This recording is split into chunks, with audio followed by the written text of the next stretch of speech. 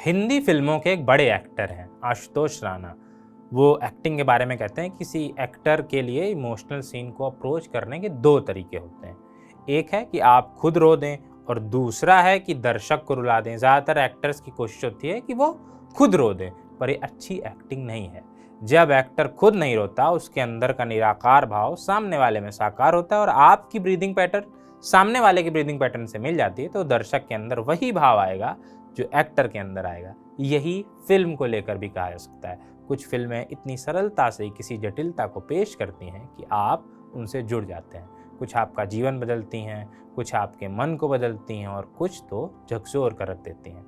ऐसी एक फिल्म है The Boy in the Striped Pyjamas. इस फिल्म का अंत इतना दुखद है कि रोंगटे खड़े हो जाएं, आदमी एक जगह जड़ हो जाए। इस फिल्म में जीवन की विडंबनाएं और दुख की सुंदरता है। ये film The Boy in the Striped Pyjamas नाम के नॉवेल पर ही बेस्ड है। 2008 में आई ये फिल्म होलोकास्ट हिस्टोरिकल ड्रामा है। इसके डायरेक्टर हैं Mark Herman. Film Nazi Germany के बैकड्रॉप पर है। ये सेकेंड वर्ल्ड वार के वक्त की दास्तान है, जहां हिटलर की आर्मी ने पोलैंड पर कब्जा कर लिया था। यहूदियों का नरसंहार किया जा रहा था, उनको गैस चैम्बर में ठूस कर मार दिया जाता था। ऐसे में हिटलर की सेना का एक ऑफिसर प्रमोट होकर बर्लिन से पोलैंड शिफ्ट होता है। उसके साथ उसका परिवार भी शिफ्ट होता है। उसके परिवार में है उसकी बेटी, पत्नी और उसका बेटा ब्रूनो। ये फिल्म ब्रूनो की मासूमियत की कहानी है। वो अपने दोस्त बर्लिन में छोड़कर आया है, उसके पास कोई खेलने के लिए नहीं है। वहाँ जितने भी लोग हैं वो सब खड़ूस हैं, उसे खड़ूस लगते हैं। उसे एक दोस्त की तलाश है। यहूदियों से दोस्ती वो कर नहीं सकता और जितने जर्मन हैं वो सब सेना में काम करने वाले लोग हैं। उसके घर में एक यहूदी है, वो खाना बनाता है। वो किसी ज़माने में डॉक्टर रहा था, पर अब डॉक्टर से पहले यहूदी है। उसकी बेहाली देखकर वो अपनी माँ से उसके बारे में पूछता भी है, तो उसे बताया जाता है कि वो अलग है। यहूदी इंसान नहीं होते, राक्षस होते हैं। आगे चलकर यही राक्षस उस बच्चे के लिए झूला बनाता है, चोट लगने पर उसकी मरहम पट्टी करता है, लेकिन इंसान ऐसा कहाँ करते हैं। ब्रूनो से जब पूछा जाता है कि उसे क्या बनना है, तो वो कहता है कि वो एक एक्सप्लोरर बनना चाहता है। उसे पढ़ाने वाले टीचर उससे कहते हैं कि दुनिया में कोई भी यहूदी अच्छा नहीं होता।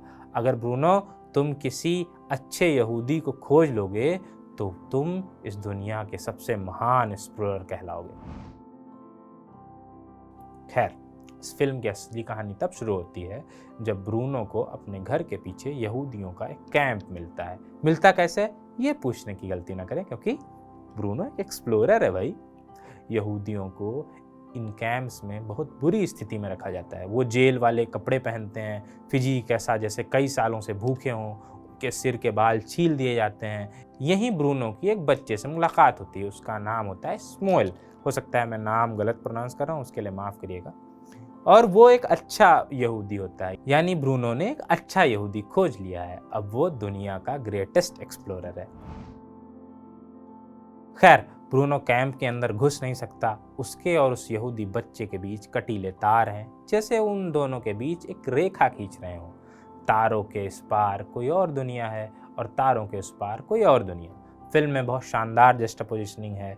जैसे पैरासाइट में हमने देखा था कि बारिश में एक गरीब बस्ती में तहलका मच जाता है और दूसरी ओर एक अमीर बच्चा कैंप लगाकर खुले में एंजॉय करता है, वैसे ही इस फिल्म में उस दृश्य की कल्पना करिए जब ब्रूनो अपने घर से केक चुराकर स्मोएल के लिए लाता है।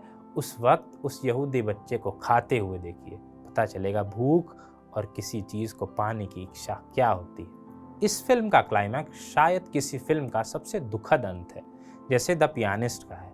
अगर आपने The Boy in the Striped Pyjamas नहीं देखी है, तो ये वीडियो देखने के बाद फिल्म देखने का प्लान कर रहे हैं, आगे मत बढ़िए। काहे कि पिछले कुछ मिनटों का सबसे बड़ा स्पॉइलर आने वाला है। मुझे निजी तौर पर ये सिनेमा की सबसे सैड एंडिंग लगती है इस फिल्म की। कैसे, आइए बताते हैं। एक सेना का अधिकारी जो यहूदियों को मारता है, उसका देश यहूदियों से नफरत करता है। वो उस तंत्र का हिस्सा है जो यहूदियों को राक्षस मानता है, उनका नरसंहार करता है और इसमें भरोसा भी रख करता है। उसका बेटा इस सब से अनजान है। उसे यहूदियों में भी इंसान दिखते हैं। उसकी एक यहूदी बच्चे से दोस्ती होती है। जब उसे पता चलता है कि उस यहूदी बच्चे के पिता कहीं खो गए हैं, तो उन्हें ढूंढने के लिए तारों के नीचे कैंप में प्रवेश करता है। ये वो दिन है जब यहूदियों को गैस चेंबर में ठूंस कर मारा जाना है। क्योंकि ब्रूनो भेष बदल कर उस कैंप में घुसता है, उसे भी गैस चेंबर में ठूंस दिया जाता है। कमाल ये है कि इस दौरान ब्रूनो यहूदी बच्चे का हाथ थामे रहता है। गैस चेंबर के दरवाजे बंद होते हैं। ब्रूनो की माँ और बहन उसे खोजते हुए खुद पहली बार उस कैंप को एक्सप्लोर करते हैं। पिता भी साथ हैं। तीनों नाजी रो रहे हैं। बच्चा गैस चेंबर में हाथ थामे एक यहूदी के साथ खड़ा है। इसके बाद क्या होता है आप खुद समझ सकते हैं। खैर, इस एंडिंग की बहुत आलोचना भी हुई। कई हिस्टोरियंस ने कहा कि इसमें फैक्ट्स के साथ छेड़छाड़ की गई। एंडिंग मतलब फिल्म को लेकर भी, एंडिंग को की तो आलोचना हुई, साथ में फिल्म की भी आलोचना हुई। फैक्ट्स को लेकर सबके अपने अपने तर्क थे। साथ ही ये भी कहा गया कि एंड में यहूदियों पर अत्याचार करने वालों को रोते दिखाया गया है। ये अपराधियों के प्रति सिंपैथी पैदा करता है। ये भी सवाल उठाए गए कि ब्रूनो की माँ को कैसे नहीं पता था कि यहूदियों को कत्ल किया जा रहा है, जबकि ये उस वक्त जर्मनी में जग जाहिर था। बहरहाल, आप कैसे भी सवाल उठाएं, फिल्म की एंडिंग रोंगटे खड़ी करने वाली है।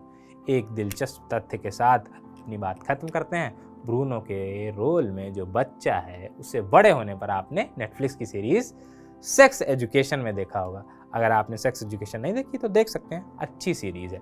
चलते हैं अभी, बाकी आप बताएं आपके हिसाब से इस दुनिया की सबसे दुखद अंत वाली फिल्म कौन सी है।